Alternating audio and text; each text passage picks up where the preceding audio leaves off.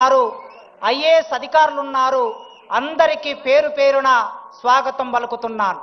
Arts కళాశాల తెలంగాణ రక్త మాంసాలతో నిర్మాణమైన arts కళాశాల ముందు చరిత్రలో 1965లో ఈ దేశ ప్రధానమంత్రి ఇందిరాగాంధీ గారు ఈ ఆర్ట్స్ కాలేజీ మెట్లనెక్కారు.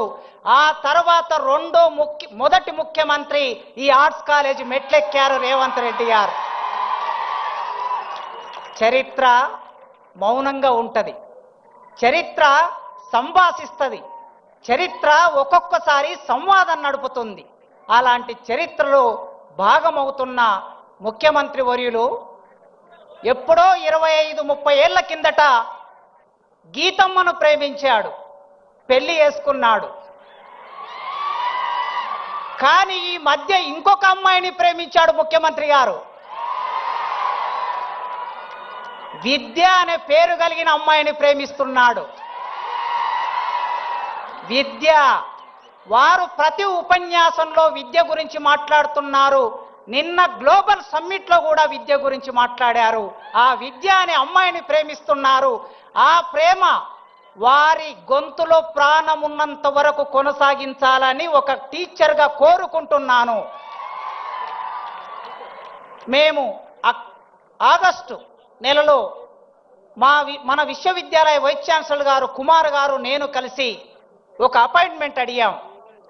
సాంఘిక సంక్షేమ శాఖ మంత్రివర్యులు అడ్లూరి లక్ష్మణ్ గారి ఆధ్వర్యంలో మేము ముగ్గురం వెళ్ళి సీఎం గారిని, అన్నా ఒక్కసారి ఉస్మానియా విశ్వవిద్యాలయానికి రండి, అక్కడ ఉన్న సమస్యలు చూడండి, ఆ సమస్యలను పరిష్కరించడానికి ఒక ఆలోచన చేయండి, మీరు తలుచుకుంటే విశ్వవిద్యాలయం రూపురేఖలు మారుతాయని మేము ఒక రిక్వెస్ట్ పెట్టగానే ఆయన ఒక్క మాట అన్నాడు, వైస్ ఛాన్సలర్ గారు, మంత్రి గారు, ప్రొఫెసర్ గారు వస్తున్నా, మీరు ఏర్పాట్లు చేసుకోండి అన్నాడు.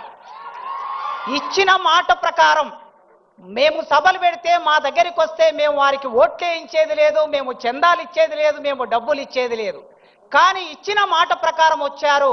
ఆగస్టు 25వ తారీఖు నాడు మన ట్యాగూర్ ఆడిటోరియంలో జరిగిన అద్భుతమైన సభలో వారు మా వీసీ గారు వెనక ముందాడారు డబ్బులు అడగడానికి. అయినా వారే చొరవతో 1000 కోట్లు ఉస్మానియా విశ్వవిద్యాలయానికి ప్రకటిస్తున్నా అనే మాట ఇచ్చారు. ఈ రోజుల్లో ఇచ్చిన మాట మీద నిలబడే రాజకీయ నాయకులు ఎందరండి? చాలా మంది ముఖ్యమంత్రులు నేను 30 ఏళ్ల కాలంలో విద్యార్థి రాజకీయాల్లో ఇప్పుడు చూస్తూ ఉన్నాను. ఈ ఉస్మానియా విశ్వవిద్యాలయం 100 సంవత్సరాల సందర్భంగా 200 కోట్లు ఇస్తామని చట్టసభలో హామీ ఇచ్చి మా ఆనాడు 100 ఇయర్స్ వైస్ ఛాన్సలర్ గారు కూడా ఇవాళ అతిథిగా ఇక్కడికి వచ్చారు. మాట ఇచ్చి మాట నిలబెట్టుకోలేదు. కనీసం 30, 40, 60 కోట్లు కూడా ఇవ్వలేకపోయారు. కానీ మొన్న మేము మళ్ళీ వెళ్ళినప్పుడు ఆయన అన్నాడు, 3 నెలల కాలం, ఆగస్టు నుంచి సెప్టెంబర్, అక్టోబర్, నవంబర్, ఇప్పుడు డిసెంబర్లో ఉన్నాం, 3 నెలల కాలంలో జీవో తీసుకొని, మీరందరూ వాట్సాప్ చెక్ చేసుకోండి, 1000 కోట్లకు సంబంధించిన జీవో తీసుకొని ముఖ్యమంత్రి గారు ఇక్కడికి వచ్చారు. ఇచ్చిన మాట నిలబెట్టుకున్న రేవంత్ రెడ్డి గారికి ఒక టీచర్గా, విశ్వవిద్యాలయం ఒకప్పటి విద్యార్థిగా, ఈ విద్యార్థి లోకం 40,000 మంది ఈ యూనివర్సిటీలో చదువుకుంటున్నారు. మీ అందరి తరపున వారికి వందనాలు తెలియజేస్తున్నా. ఇక మిగిలింది 1000 కోట్లతో అందమైన భవనాలు 24 నెలల్లో వారు అనుకుంటే నిర్మాణం జరుగుతుంది.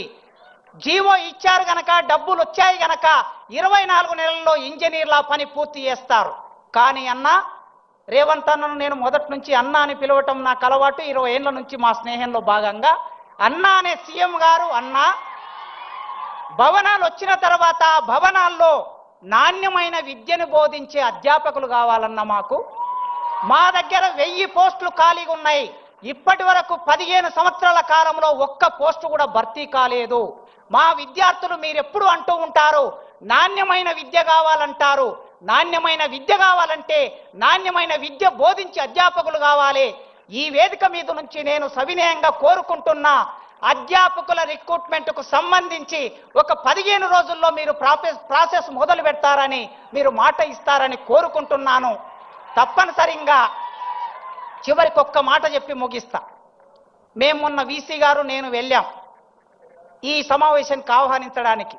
వారే ఒక మాట అన్నారు, ప్రొఫెసర్ గారు, ఢిల్లీలో జేఎన్యూ ఉన్నది, మరొక చోట ఆక్స్ఫోర్డ్ ఉన్నది, ఇంకొక చోట స్టాన్ఫోర్డ్ ఉన్నది. ప్రపంచంలో ఈ విశ్వవిద్యాలయాల పేర్లు చెప్పుకుంటున్నారు. మరి తెలంగాణలో హైదరాబాద్ నగరంలో 100 సంవత్సరాలు పూర్తి చేసుకున్న ఈ ఉస్మానియా విశ్వవిద్యాలయం పేరు వాటిలాగా చెప్పుకోవాలి కదా అన్నారు. చాలా మంచి మాట చెప్పారు వారు. ఆ మాట వారే చేయగలరు. ఖచ్చితంగా ఈ ఉస్మానియా విశ్వవిద్యాలయం నాకు 16 సంవత్సరాల సర్వీస్ ఉన్నది. మీరు ఇంకొక 1000 మందిని భర్తీ చేస్తే వాళ్ళు 30 ఏళ్ళు పనిచేస్తారు. రాజకీయ నాయకుల జోక్యం లేకుండా, ఎమ్మెల్యేల జోక్యం లేకుండా, ఎంపీల జోక్యం లేకుండా, మంత్రుల జోక్యం లేకుండా పూర్తిగా సెలక్షన్ కమిటీకి వదిలేయండి. తప్పనిసరిగా నాణ్యమైన ప్రొఫెసర్లను భర్తీ చేసే బాధ్యత మా యూనివర్సిటీ వైస్ ఛాన్సలర్ కుమార్ గారు తీసుకుంటారు. ఈ విశ్వవిద్యాలయాన్ని మీరు 2047 అన్నారు కదా, ఆ 47 కాదు 2037. ఇవాళ 25లో ఉన్నాం. 35కి వచ్చే నాటికి ఈ విశ్వవిద్యాలయం రూపురేఖలు మీ నాయకత్వంలో మార్చగలం. ఆ హామీ ఇస్తూ నాకు ఈ అవకాశం ఇచ్చిన మీకు వందనాలు తెలియజేస్తూ ముగిస్తున్నాను. Thank you. తెలంగాణ అంటేనే ఒక గ్లోబల్ అప్రోచ్. మరి స్టాన్ఫోర్డ్ లాంటి ప్రపంచ స్థాయి యూనివర్సిటీ స్థాయికి కేవలం 10 ఏళ్లలో ఎదిగేందుకు ఆనరబుల్ సీఎం గారి అండదండలు, ఆశీర్వచనాలు కావాలని చెప్పారు ప్రొఫెసర్ కాసిం గారు. భౌతిక సదుపాయాలు ఉన్నాయి, బౌద్ధిక సామర్థ్యాలు కావాలి అన్న వారి సందేశానికి ధన్యవాదాలతో 30 సంవత్సరాలుగా విశ్వవిద్యాలయ ఇంజనీరింగ్ కళాశాలలో, విశ్వవిద్యాలయంలో అన్ని హోదాల్లో సేవలందించి 20 ప్రపంచ దేశాల్లో సాంకేతిక ప్రసంగాలు, అనేక మంది విద్యార్థుల్ని పిహెచ్డిలో ఎంటెక్తో గైడ్ చేసిన పెద్దలు మన యూనివర్సిటీ వైస్ ఛాన్సలర్ కుమార్ గారి సందేశం.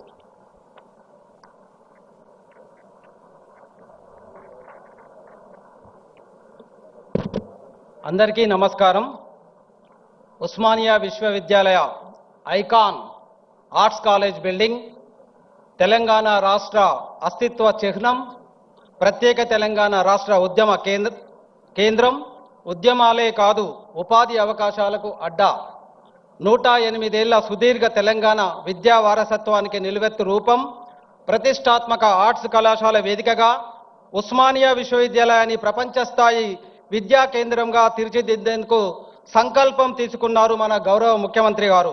విద్యా రంగాన్ని కొత్త పుంతలు తొక్కించాలని, ప్రపంచంలో ఎక్కడికెళ్ళినా మన విద్యార్థులు రాణించాలని, ఓయూ విద్యార్థులు అత్యున్నత స్థాయిని అధిష్ఠించాలని నిరంతరం శ్రమిస్తున్న గౌరవ శ్రీ రేవంత్ రెడ్డి గారికి 3,60,000 ఉస్మానియా విద్యార్థుల పక్షాన